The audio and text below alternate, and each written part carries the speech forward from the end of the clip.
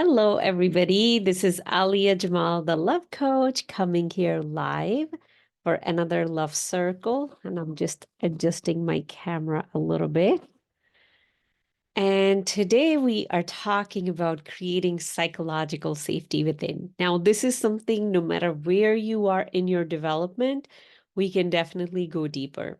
There are different parts of you that you can always discover where this safety, not having this sense of safety within you, limits you. So first, let's understand what is psychological safety and how can you tell that if you don't have a healthy dose of it within you, and then we would learn how we can shift that. So just thinking about psychological safety, what it is, there's two types of safety. There's physical safety, where there is a physical danger to you. We are not going to talk about that. We all know if there's a physical danger, get help, run away, and you all can make that choice. We are going to talk about psychological safety. So first, let me give you an example of what is lack of psychological safety. Do you know a person who is in your surrounding, your friend, your colleague, your family member? You don't really feel safe saying whatever is on your mind to them. It backfires, or they argue with you, or they have something to say. It could be even a parent, and you can't really win with them. No matter what you say, they have something else to come back to it. That is a sign of not feeling psychologically safe with someone, where you don't feel free to be whoever you are. So that is lack of psychological safety. And psychological safety would be when you feel so comfortable being whoever you are. It's almost like you never have to put a mask on. You never have to pretend. You can just be you. You can just let yourself be loose, relaxed at all time. That is what we are going to create today. And first, let's look into where did we lose it? Because every human is born with feeling very safe. Look at a child. When they are two, they have no um, problem, like, running around naked, being whoever they are, even like peeing in front of you. They think it's a lot of fun. But then we grow older and we become so ashamed of our own body. What happened in between? What happened in between that now a person is against their body, is disliking their body, rejecting their body, but when they were two, they were completely fine with it. So that child goes through conditioning, and sometimes it's trauma that makes them feel unsafe in that moment. And in that moment of feeling unsafe, the unconscious mind makes a decision to act certain way. And that acting certain way makes us feel safe. And generally what that is, giving up your own true self and start behaving how others would like you to behave. For example, if you're 4 or 5 and then you thought something is so funny and you were just laughing, laughing, laughing, and then you got a big slap from your parents and they told you how rude it is to be laughing like that. So all of a sudden you became so serious. And then you were the child who was serious all the time. And you would maybe smile just a little bit. Because in that traumatic moment, in that moment of not feeling safe, the little child who did not have a developed conscious mind to be able to tell the difference or discern, is it good for me? Is it not good for me? Who did not have the ability to reject, made a decision. This is how I'm going to behave from now on, and I will stay safe. Now, generally, whatever decision we have made serves us in our childhood when we are under the care of another adult. But when we become adult And now that wounded child is running our life, that is where we get into problems. So what kind of problem we'll get into? We will attract unhealthy situations. They are unhealthy. They give us a lot of pain. They give us a lot of further trauma, but they makes us feel safe. Things stay familiar. In behavior, it could be a lot of people pleasing, going with the flow, not having an opinion of your own, being an easygoing person, because who wants to be called a difficult person, not having an opinion, just whatever is telling you, following that, being indecisive. And in terms of situation, it could be having partnerships where you are being treated less than, but giving yourself all kind of excuses or justification how you should stay in that situation. And that doesn't have to be in a loving partnership. It can also happen at work, where you don't think you can get a better job, or you are stuck in an environment and your boss is really not the kindest or nicest person, but you're staying there because you feel the responsibility to stay there, because you feel like if you left, look at all the work, who else will do it? You take that sense of responsibility on yourself. It's almost like you're carrying the world on your shoulders. Those are all the signs of having that sense of lack of safety within you and living from that traumatic childhood experience. But what is going on as an adult? We are finding safety and security in those unhealthy situations and circumstances because there's no safety within us. Because we abandoned that bond that we had with our true self, we abandoned that when that traumatic event happened in our childhood. And it doesn't have to be something big. It can be something very small, where you were building a toy or a Lego and you were saying, Mommy, Mommy, look at me. And Mommy just said, I am so busy. Like, she yelled at you or she ignored you.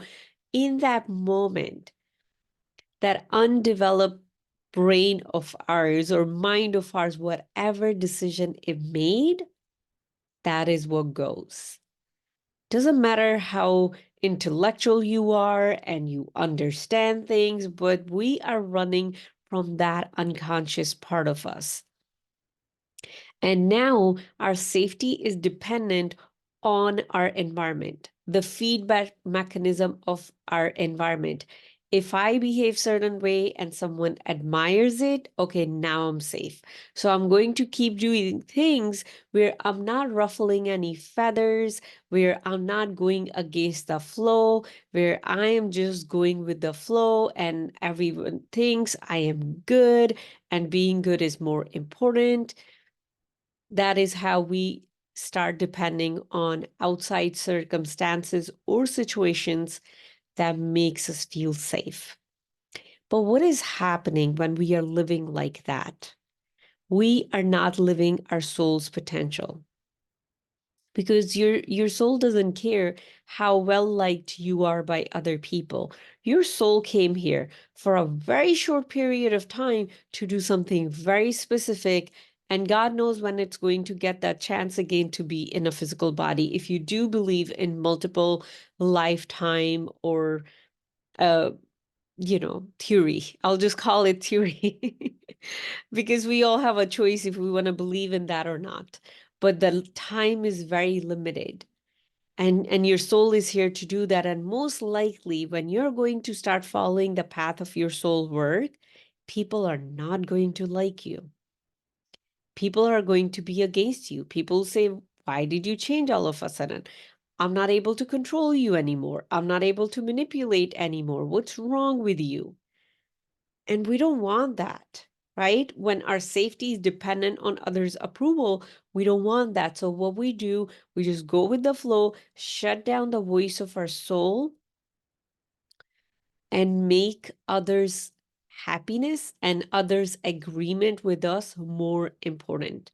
So what happens over time, my friend? Because the soul is here to do its work and it wants to do its work. So as we go towards 40s, we start to feel so uncomfortable within us. What's happening at the magical age of 40? Our brain is hitting a level of maturity where now the connection, it's almost like you can hear your soul a little bit closer. Something within you like, I don't want this life.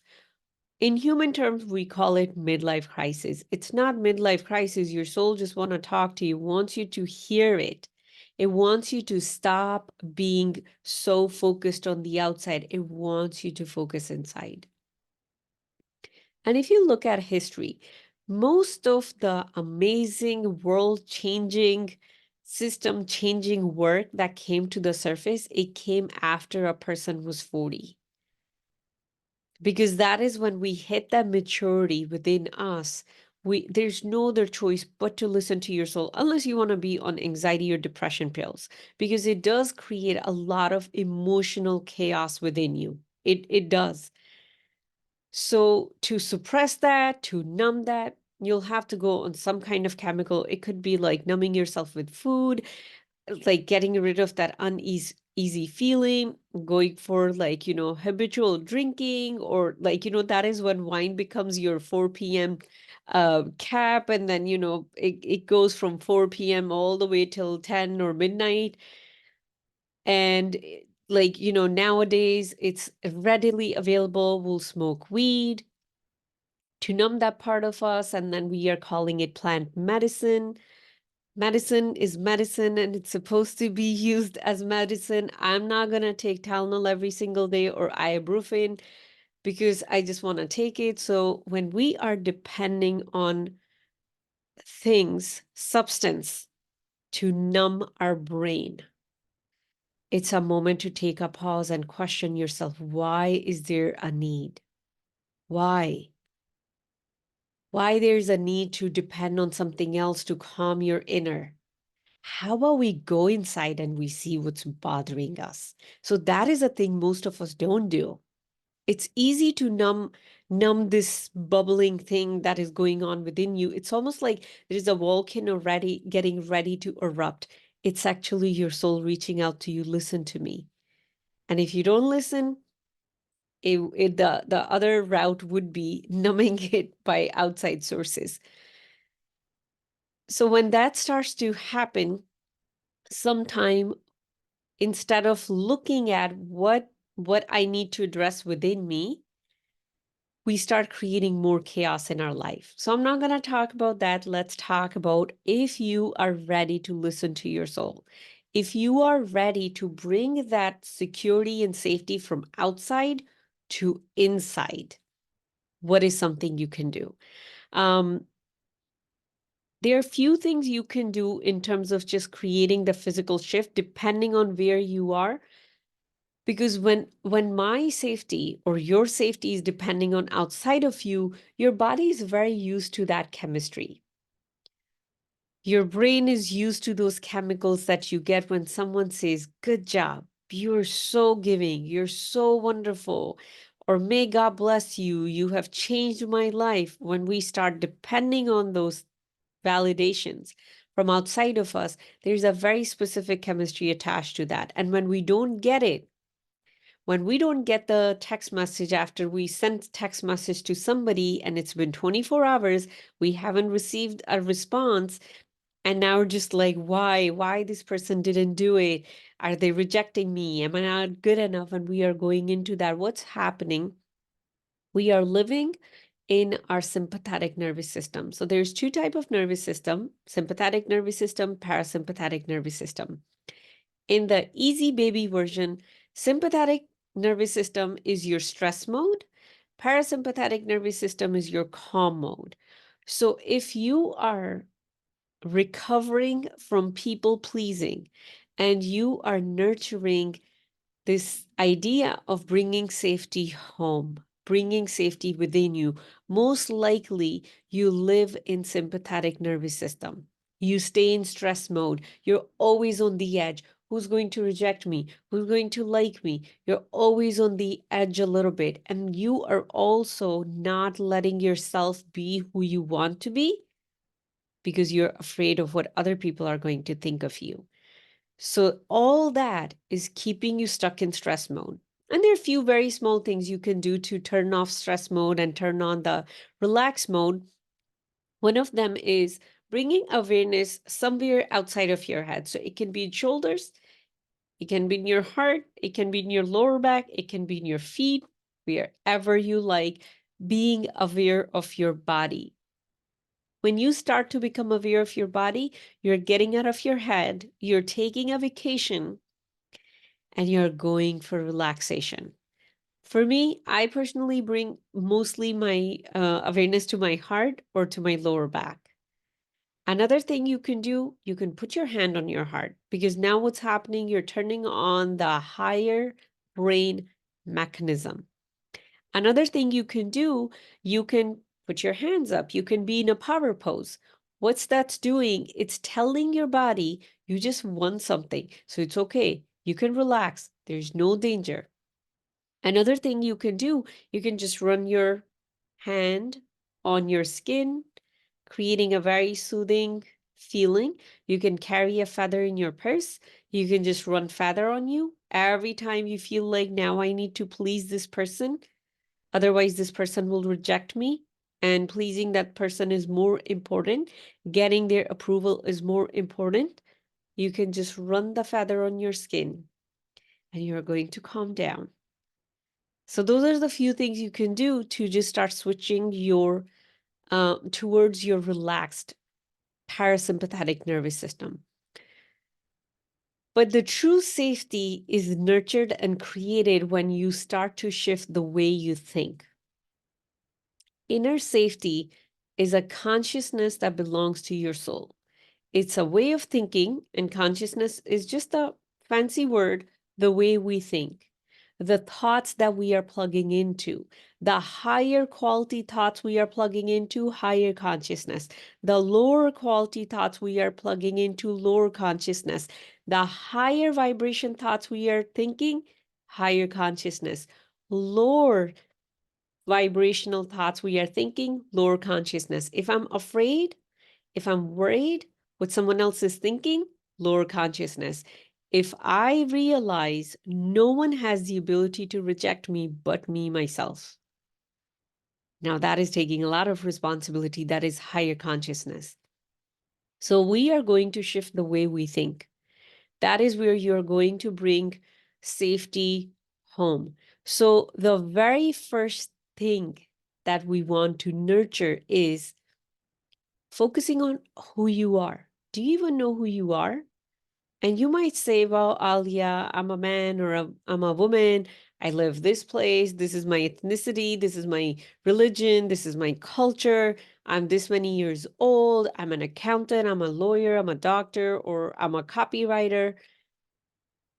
You are a divine being, a non-physical being, pure light, living in a physical body for a very short period of time. That is the truth. That is your true self. Unfortunately, the way we talk in the current society or culture or world right now, when I say, hey, I'm going to share my truth, means my opinion. And that usually is coming from my ego. I just want to stand out. I want to be different. So I'm like, this is what I think should go. And that is my truth. And if you don't like my truth, you can leave me alone. That's pure ego, my friend. I'm talking about soul. Once you start realizing you're an infinite being and no one can damage or kill your soul, you start to heal the wound, that afraid, wounded child within you, from seeking other people's approval or being afraid of rejection. Because the truth is, my friend, no one has the ability to reject you.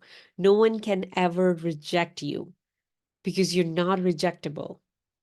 You're not, no matter how much you think that if you did not get the next party invite, you are rejected. No, my friend, the story you're telling yourself is you are rejecting yourself. Nobody rejected you.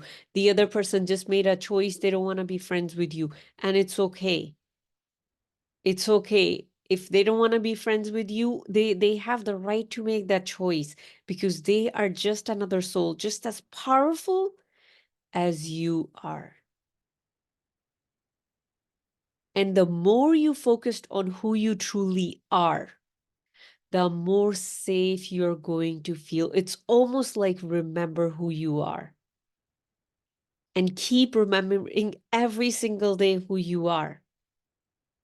No one has the ability to accept you or reject you, because you are already accepted, rejected, one with the whole universe. You're one with the person who's rejecting you. This reality that we live in, this fractional reality where you're in a different body, I'm in a different body, it exists only in this physical world. Even if, let's say, you're rejecting me, you're saying, Alia, whatever you're saying is wrong, I don't believe in it, you're not really rejecting me. Me and you are one already. Now, let me just, I know this could be like a weird concept to grasp. Okay. So you see these little things, these are like, sticky markers, right? It's a whole piece. Can can this pink paper reject this pink paper? Can it do that? They all are connected. They are one. Or can the top paper reject the bottom paper? Can they do that? Can the top say like, hey, I'm better than you, the bottom one? Can it do that? No, it cannot. They are exactly the same. The same way. I cannot reject you. You cannot reject me in the true essence. On a verbal, physical sense, yeah, I can say all kind of horrible things about you. You can say all kind of horrible things about me. But if both of us are focused on who we truly are, and we are not attached to our physicality, we are not attached to the words that are coming out of each other's mouth, we cannot reject each other. And what really feeds into our sense of not feeling safe, not feeling enough, is that fear of rejection that we experienced when we were little kids, when we wanted mom and dad to love us no matter at what cost, when we wanted the siblings around us accept us even if we have to go against our nature. And our nature is love and light. So now we are coming back to remember who you are. No one has the ability to reject you. If you stay focused on your truth, if you forget who you truly are and you're focused on your physicality, oh, you'll be rejected every single day, every single moment by somebody. Because now you have abandoned your own truth. So that is the first layer of consciousness. Again, the way of thinking that I'm introducing to you, that is going to bring the power inside of you.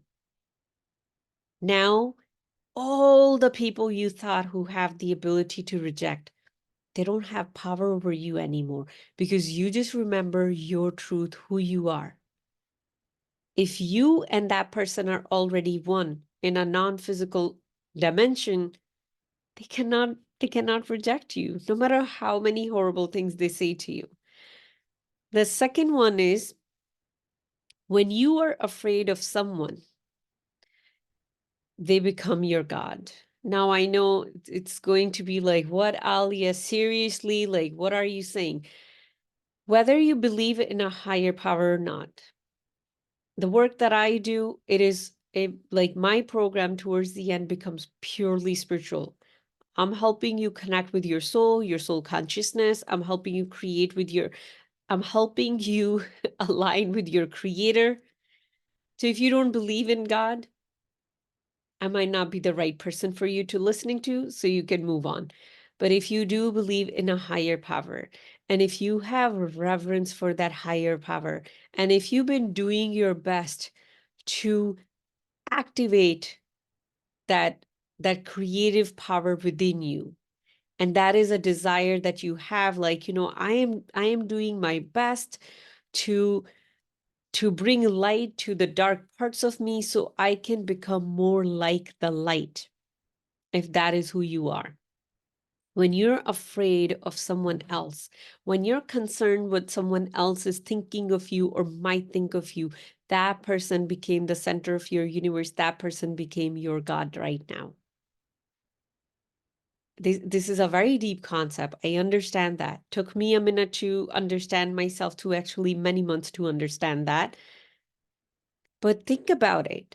When I am afraid of this person accepting me or rejecting me, and it could be my husband, it could be my best friend, it could be my own child. When I'm going on eggshells around this person, will they accept me? Will they not? Now that person became the one I am worshiping and not the creator that I claim to be worshiping.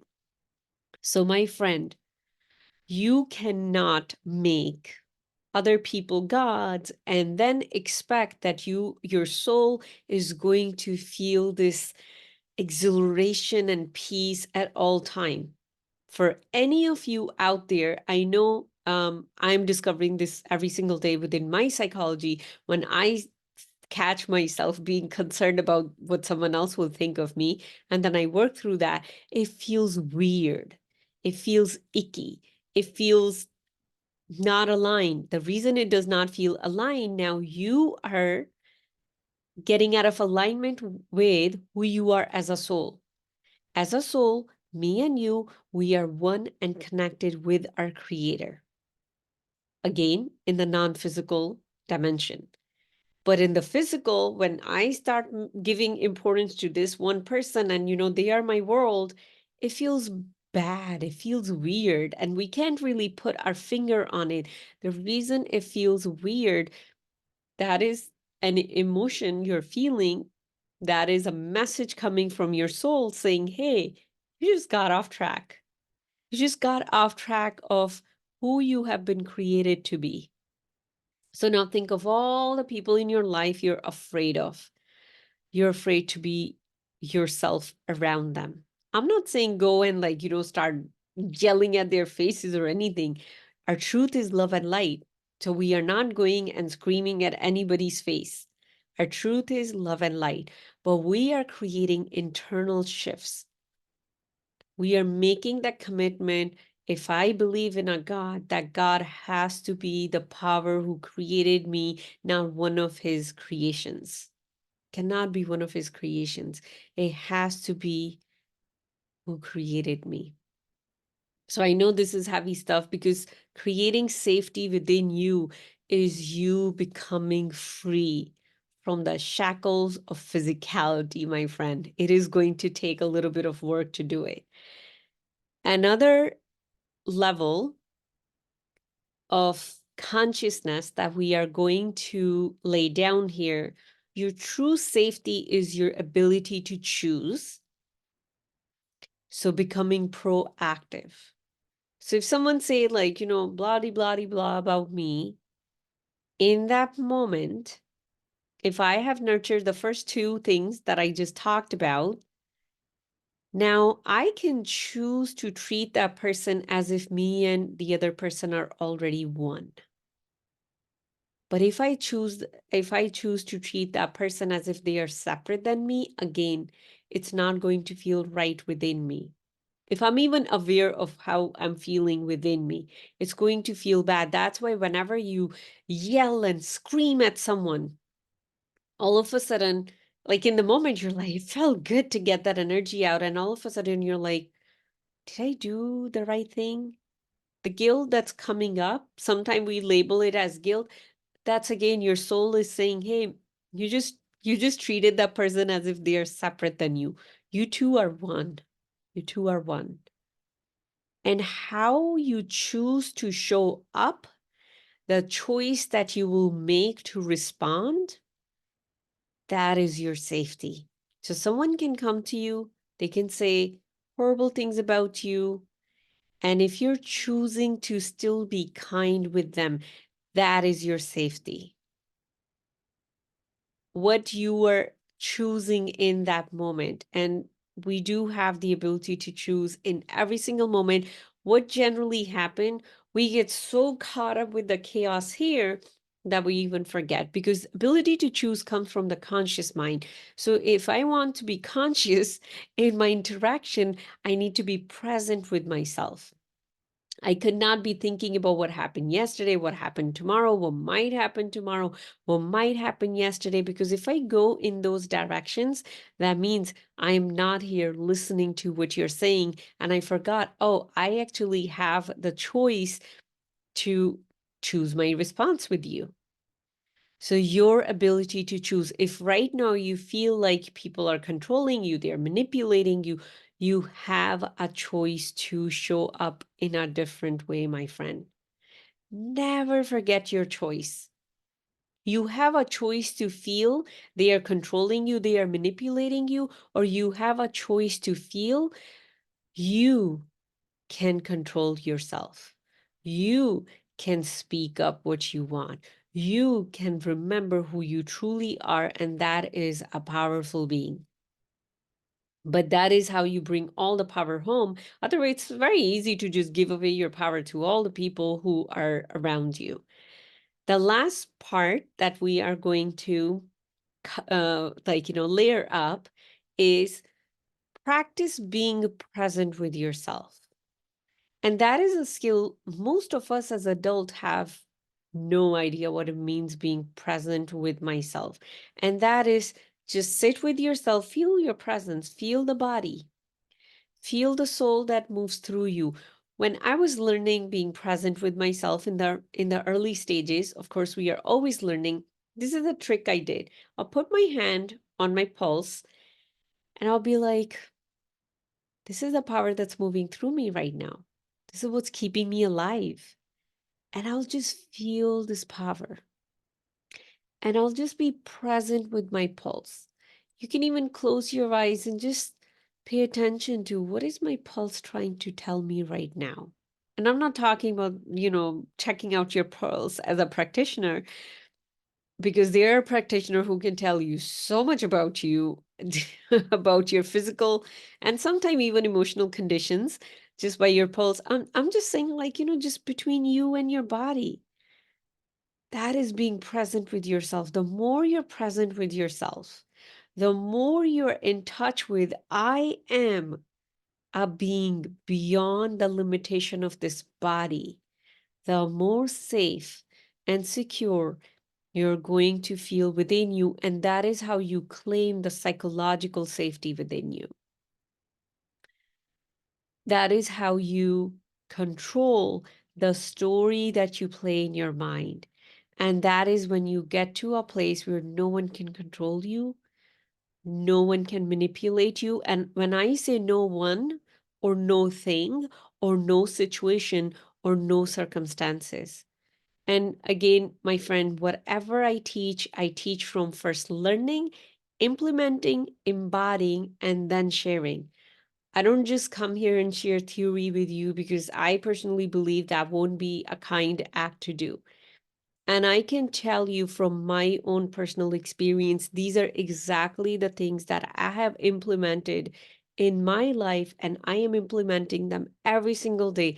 And the kind of freedom that it brings, it's beyond words. That is true freedom. Most of us right now are living in parts of the world that we will consider free, but we are not free. We are caged in our own mind. We are caged in what others might think of me. Should I wear this? Should I wear that? Should I talk like this? Should I talk like that? Should I put this kind of lipstick or that kind of lipstick? Like we are so obsessed with how we are looking so others can perceive us in a certain way. And that is exactly how we give away our power every single day. So no reason why most of us are feeling emotionally depleted inside right now. We cannot just blame the government or the system. It's time to take your own personal responsibility to how you feel, to how you think, and do the work to start feeling safe within you. True psychological safety equal true freedom. Now, if this is something you want to go deeper in and you want to do this work, reach out to me. You can DM me if you're watching this on YouTube. You can always go onto my website, aliajamalcoaching.com. and you can book a call with me. I would love, love, love to be your guide to do this work with you. I'm sending you all so much love, and I will see you next Thursday. Bye.